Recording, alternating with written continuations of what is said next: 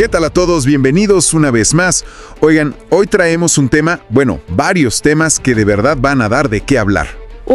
Y bastante. Son de esas noticias que, por un lado, van a alegrar muchos bolsillos. Y por el otro, pues van a provocar uno que otro coraje, ¿no? De esos buenos. Jaja, sí, de los que se disfrutan hasta de lejos. Tenemos todo el paquete. Nuevas fechas de pago de la pensión para que se vayan programando, un aumento al salario que la verdad nadie se esperaba así. Y hasta una reducción en la jornada laboral. Un combo completo. Exacto. Así que vamos a desglosar todo esto punto por punto. Y quédense hasta el final, porque también vamos a revelar de a cuánto va a ser el aumento a la pensión del bienestar, pero con los números reales. Sin inventar cifras alegres. Nada de eso. Así que desde ya, suscríbanse al canal, activan esa campanita para que no se pierdan de nada. Arrancamos. A ver, empecemos por lo que a todos nos surge siempre. ¿Cuándo cae el depósito?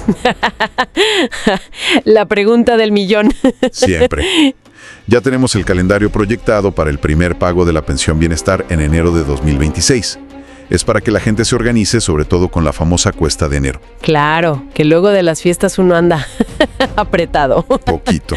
Mira, lo vamos a decir de volada para que la gente apunte. Letra A, arrancarían el 5 de enero. Lunes 5. Letra B, el 6 de enero. Para la C, se toman 2 días, el 7 y 8 de enero.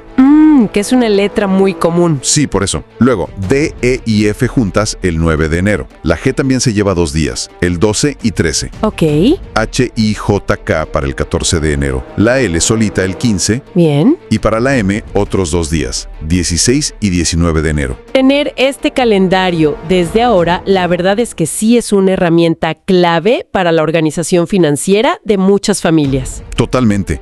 Y bueno, para no leer toda la lista, el patrón sigue así hasta terminar el 28 de enero con las últimas letras W, X, Y y Z. Perfecto. Pero a ver, si a alguien se le pasó su letra, no se preocupen.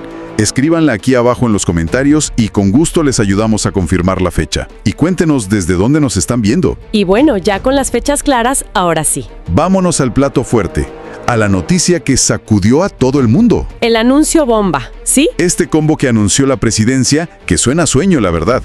Más salario y menos horas de trabajo. Suena demasiado bueno para ser verdad, pero es real.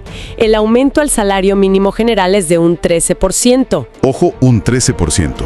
Pasa de 278.80 a 315.04 pesos diarios. Ajá. Si lo pasamos a términos mensuales, estamos hablando de unos 9.582 pesos. Un aumento bastante jugoso. Sí, ya es un cambio significativo. También hay que mencionar el caso de la frontera norte, que es distinto. Cierto. Ahí el aumento es del 5%.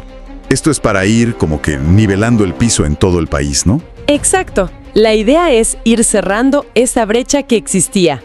Pero lo que más llamó la atención fue lo otro. Las 40 horas, menos horas de chamba. Y ojo, que esto va a ser gradual para llegar a la meta en 2030.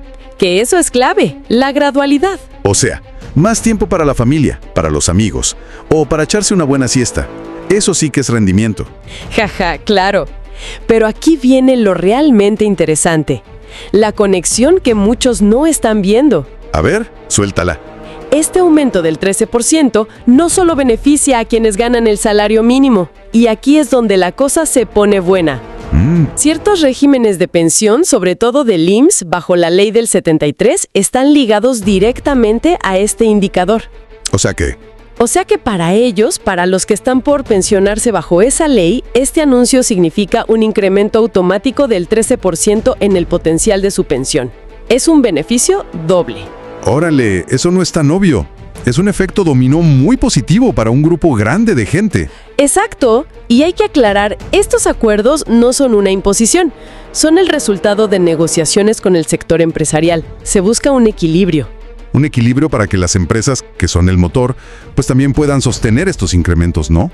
Justo eso. Pero bueno, como siempre pasa en la vida, no a todos les gusta ver que a la gente le vaya mejor.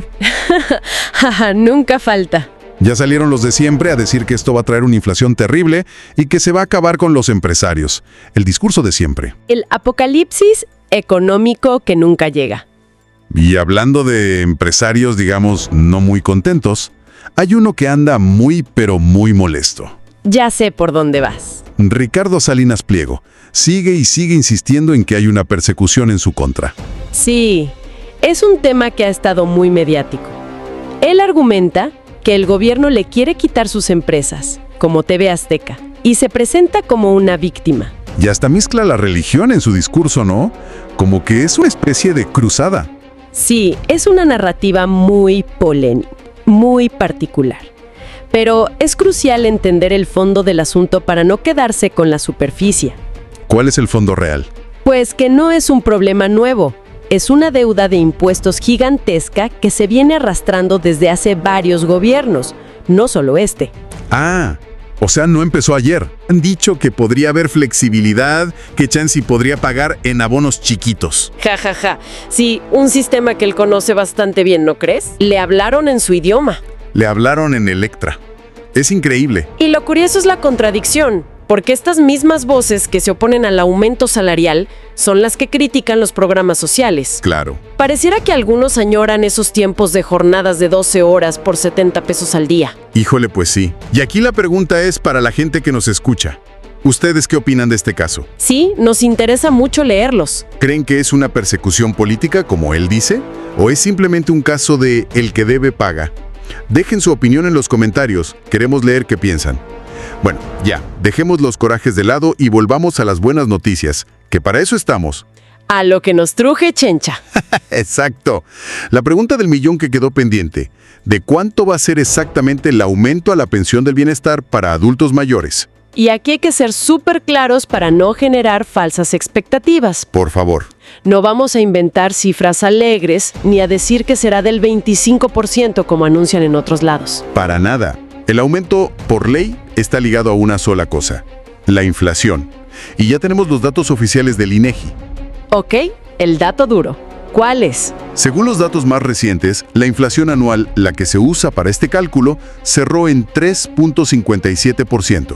3.57%. A ver, saca la calculadora. El nuevo monto sería de 6.421 pesos con unos centavos. 600.421 pesos. Ahora, es muy probable que el gobierno redondee esta cifra para que los pagos sean más fáciles. Claro, no van a andar con centavos. Exacto.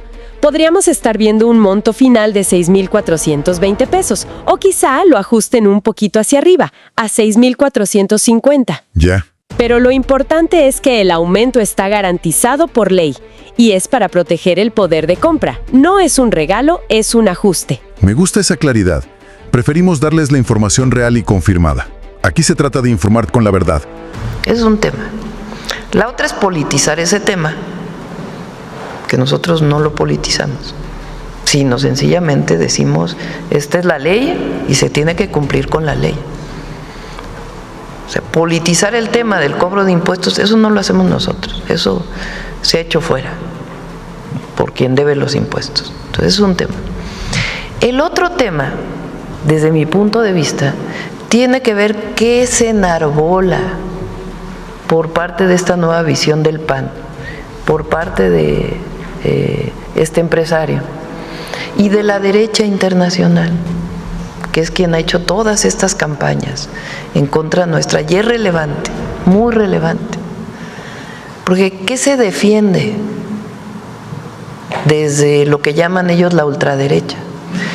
Yo el 20 de noviembre en el discurso dije, pues lo que se defiende es regresar al porfiriato. Lo que se defiende, aunque digan lo contrario, porque eso ha sido históricamente la ultraderecha, pues es el uso, que no haya democracia, que no haya libertades. O sea, vean nada más los gobiernos, recordemos los golpes de Estado de Sudamérica en su momento, el fascismo. Ahí no había libertad de ningún tipo. No había democracia, no había elección definida por el pueblo. Y la otra es, ¿quién es su visión? El dinero, la acumulación. La acumular y acumular y acumular riqueza, a costa de otros, por cierto. Como decía el presidente López Obrador, que venía de una frase de Hidalgo, su Dios es el dinero. Entonces yo por eso dije, el 20 de noviembre, recordemos lo que fue el porfiriato en México. En México nada más, no nos vayamos a otros países. Y lo que reivindican estos de ultraderecha del porfiriato, que fue el momento del desarrollo del país, sí, pero fue el momento de mayor represión, de mayor explotación a la gente, de incluso prácticas de esclavismo, de exterminio de pueblos originarios. Si no, no hubiera habido una revolución. Entonces, el PAN ahora, fíjense cómo hay tanta hipocresía, porque pasaron en el 2024 de decir que estaban a favor de los programas sociales, que ellos ahora pues eran muy liberales, que reivindicaban temas que nunca habían reivindicado. Ahora que hicieron su relanzamiento, entonces, ¿hacia dónde se orientan? Pues hacia el conservadurismo más alejados del pueblo, alejados de la gente,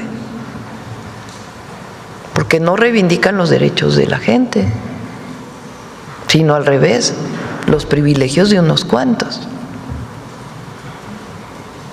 Entonces hay que poner todo en su lugar, porque una cosa es justicia, y hay quien quiere politizar eso como si fuera un tema político. No, no es un tema político, es un tema de ley. Se tiene que cumplir la ley. Y la otra es la parte de la candidatura que quiere proponer el PAN, o la nueva reivindicación del PAN, que no es más que la reivindicación de los conservadores del siglo XIX, aquellos que trajeron a Maximiliano, aquellos que hicieron la guerra de reforma en contra de la Constitución de 1857, o aquellos que defendían a Porfirio Díaz o a Santana. Eso es lo que defienden. Y el pueblo de México no está con eso. El pueblo de México lo que quiere es bienestar. Esta visión de que el pobre es pobre porque no trabaja, pues es su visión. Nosotros lo que pensamos es que durante 36 años hubo un salario de hambre al pueblo de México, en donde no quería aumentarse el salario mínimo por una visión ideológica y también política, y dejaron a mucha gente en la miseria.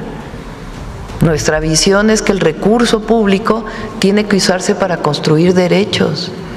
Nuestra visión es que el Estado debe garantizar los derechos del pueblo de México. Ellos no creen en ese Estado. Nosotros creemos que el Estado debe brindar educación pública gratuita, desde el preescolar hasta la universidad. Nosotros creemos que tiene que haber un sistema de salud pública que le permita al pueblo, independientemente de sus recursos económicos, garantizar su salud. Nosotros creemos que debe haber acceso a la vivienda para que el pueblo de México tenga bienestar. Nosotros creemos que debe haber acceso a un salario digno, que debe haber acceso al empleo. ¿Que todo lo tiene que hacer el Estado? No. Para eso hay inversión privada y para eso necesitamos también empresarios con visión social en nuestro país. Pero el Estado debe brindar los derechos del pueblo. Es una visión completamente distinta. Entonces, eso es muy importante que se visualice, porque es un proyecto frente a otro proyecto. Es un proyecto de nación que defiende los derechos del pueblo de México, el bienestar, la democracia, entendida como la representación del pueblo, las libertades, y otro proyecto que defiende a unos cuantos el privilegio, que no defiende la democracia, que no defiende las libertades más que la libertad del mercado, pero no las libertades de expresión, de movilización, de reunión. Son dos proyectos de nación, y qué bueno que desde ahora lo digan, porque ese proyecto no tiene asidero en... Imagínense una persona que presume sus riquezas frente al pobre o a las clases medias y que además no paga impuestos o no ha pagado aquellos impuestos que se le han solicitado desde el 2008.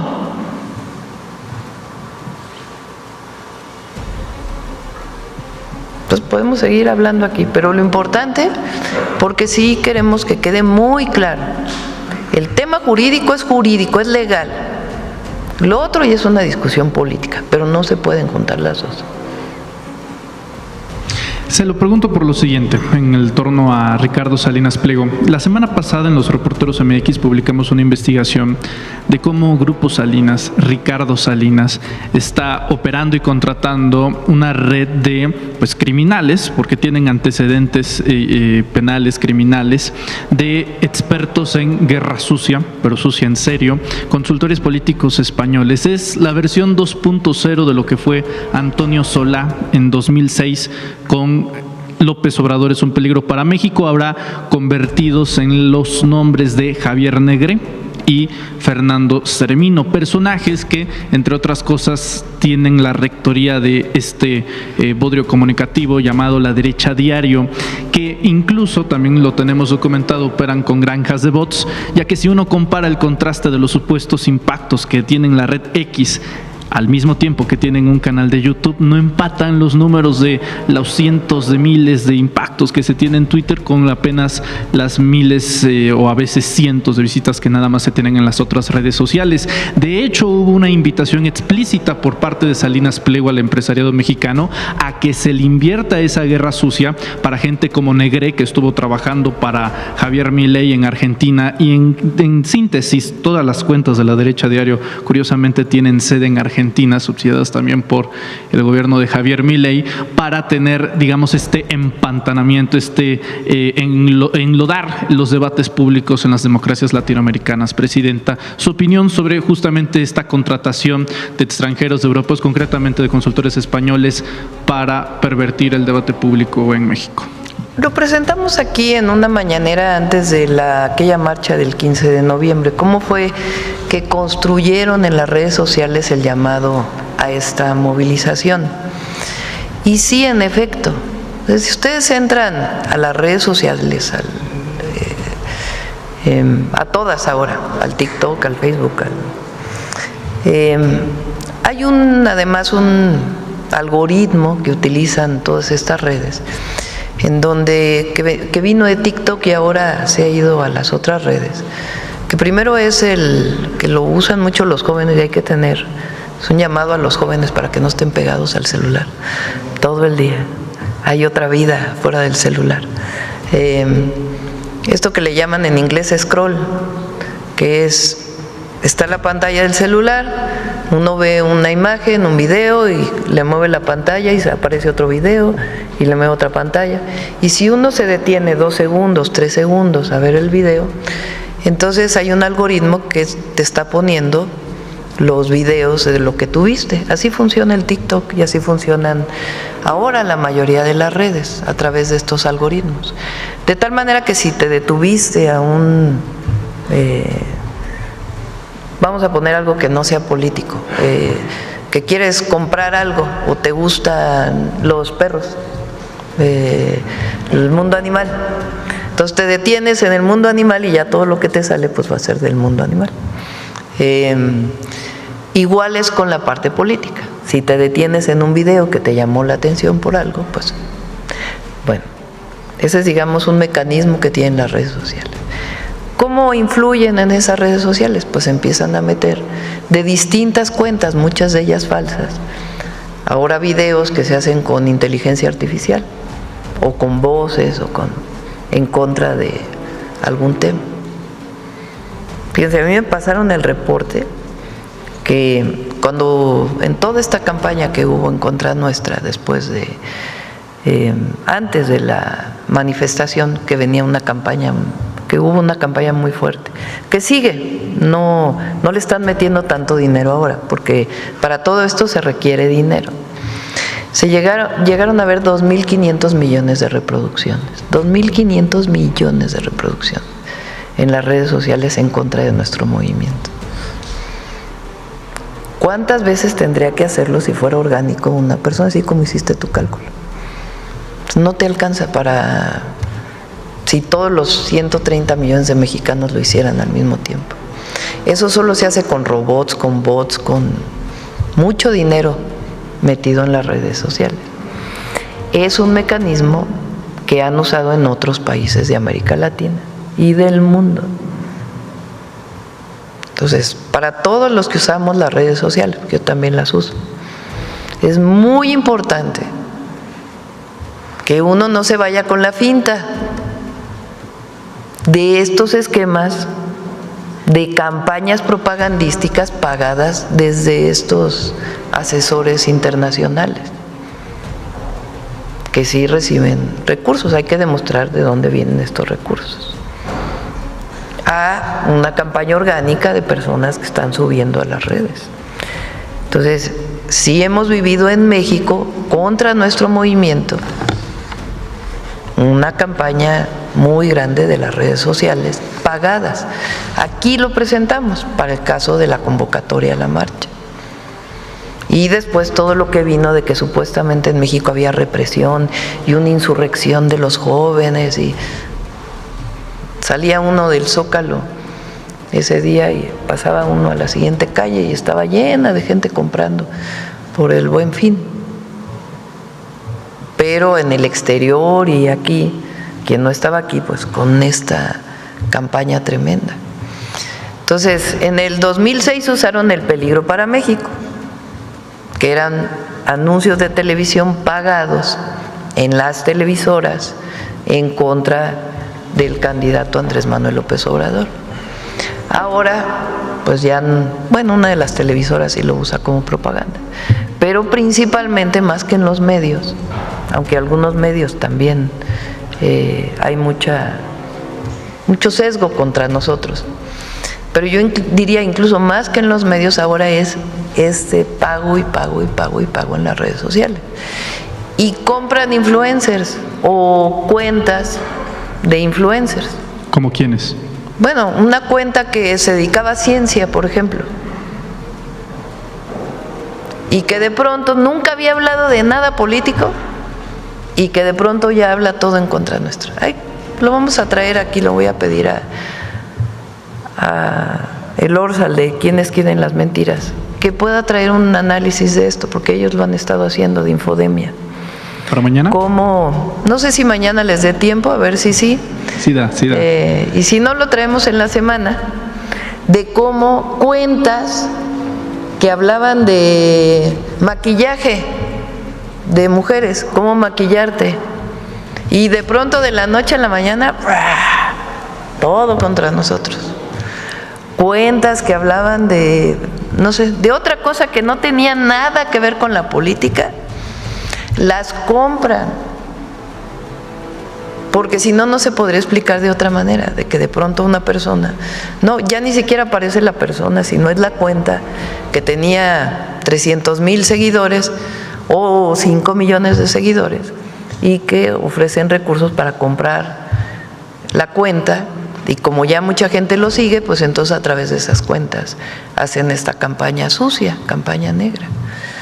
Imagínense, por eso yo decía, si no existiera la mañanera, por más que lo que sea, no habría manera, porque nosotros no vamos a caer, imagínense, en andar haciendo lo mismo, pues no, si nosotros partimos de la conciencia de la gente. Ahora hay mucho entusiasmo por la movilización del sábado, mucho entusiasmo, jóvenes de todas las edades. Va a estar muy bien el sábado de 7 años de celebración. Para finalizar, Presidenta, sobre Honduras, ya hubiera querido México en 2006 tener voces y ojos desde el extranjero para denunciar el fraude electoral. En aquel momento la diferencia, aún con fraude, no era mayor a 100,000 votos entre el presidente Andrés Manuel López Obrador y Felipe Calderón. En Honduras son 500 500 votos de diferencia. Para que nos demos una idea de lo vergonzoso y el contraste del proceso electoral, pues está de observador electoral Alejandro Moreno allá en Honduras. Y ¿cómo se llama? El especialista en fraudes electorales. Bueno, uno de los especialistas, ¿verdad? Porque así es. sí. Y es preocupante por el incentivo que existió previo a la elección para influir en los habitantes, en la población de Honduras. De hecho, usted recientemente se reunió con Xiomara Castro y llama poderosamente la atención porque mientras usted y yo estamos pues conversando, Estados Unidos acaba de liberar al narcodictador, ese sí, narcodictador Juan Orlando, justamente para alterar la influencia bajo presión, como lo hizo, de hecho lo consiguió en Argentina y ahora lo está haciendo en Honduras. ¿Cuál es la posición del gobierno mexicano ante esto, Presidenta? Vamos a esperar a ver el conteo en Honduras, el resultado. Nosotros, nuestra posición siempre es la autodeterminación de los pueblos, que no haya, que solo el pueblo decida en cualquier país. Esa es la democracia. Poder del pueblo. Entonces nuestro llamado siempre es a la autodeterminación de los pueblos. Vamos a esperar ahora que termine el conteo y ya poder tomar una posición. Ahora que Estados Unidos está perdonando narcotraficantes, ¿no prevé que en los próximos procesos electorales mexicanos perdonen a García Luna? Aquí el pueblo es muy consciente. Esa es la virtud de México. No va a haber campaña. No hay campaña, por más dinero que le metan, que apague la cuarta transformación. No hay campaña que limite al pueblo en México a definir quién es su gobernante. No hay, porque el pueblo está muy consciente, y sabe que hay bienestar, que nos falta todavía. Por eso hay que seguir con la transformación. Y cuando hay una televisora que todo el día habla en contra nuestra, cuando hay programas de radio que todo el día hablan en contra nuestra, cuando hay redes sociales que todo el día están con dinero hablando en contra nuestra, cuando alguien dice no hay libertad de expresión en México, bueno, ¿quién les va a creer? ¿Quién? ¿Que hay represión? Ayer estaba leyendo uno que decía, Claudia se equivocó al reprimir. ¿Cuándo hemos reprimido? ¿Cuándo? ¿Cuándo hemos reprimido a alguien? Nunca. Si toda la vida luchamos contra eso. Entonces se cae por sí mismo. Que la presidenta protege a delincuentes. Bueno, el Consejo de Seguridad de México es el único que ha enviado delincuentes de un lado y del otro y del otro y del otro a Estados Unidos. Entonces, para recapitular todo lo que vimos hoy. A ver, el resumen. Ya tenemos las fechas de pago para enero de 2026. Anótenlas. Listo. El salario mínimo recibe un increíble aumento del 13%, que además ayuda a futuros pensionados de la ley del 73. Un súper punto ese. La semana laboral será más corta, gradualmente, pero para allá vamos. Más tiempo libre. Y la pensión del bienestar subirá conforme a la inflación, quedando en alrededor de 6,420 pesos. Puras buenas noticias, la verdad. Sí, y más allá de los números, creo que todo esto nos deja con una reflexión final. A ver, ¿cuáles? Lo que estamos viendo es un cambio en la conversación sobre el valor del trabajo en México. ¿A qué te refieres? A que durante décadas todo era sobre la productividad y la competitividad, y los salarios y el tiempo libre... Pues eran lo de menos. Cierto. Y ahora la pregunta que queda en el aire es, ¿con un poquito más de ingresos y, sobre todo, más tiempo libre? Uf, qué buena pregunta. ¿Cómo podría transformarse no solo la economía de las familias, sino nuestra cultura del trabajo y del ocio? Híjole, es una pregunta muy profunda. El impacto va mucho más allá de la cartera. Totalmente. Pues ahí lo tienen, toda la información que necesitan. Si les gustó y sobre todo si les sirvió, regálenos un like que es gratis y a nosotros nos ayuda un montón. Compartan este análisis para que más gente esté bien informada. Y si todavía no lo han hecho, ¿qué esperan? Suscríbanse ahora mismo y denle a la campanita. Los leemos a todos en los comentarios. Hasta la próxima.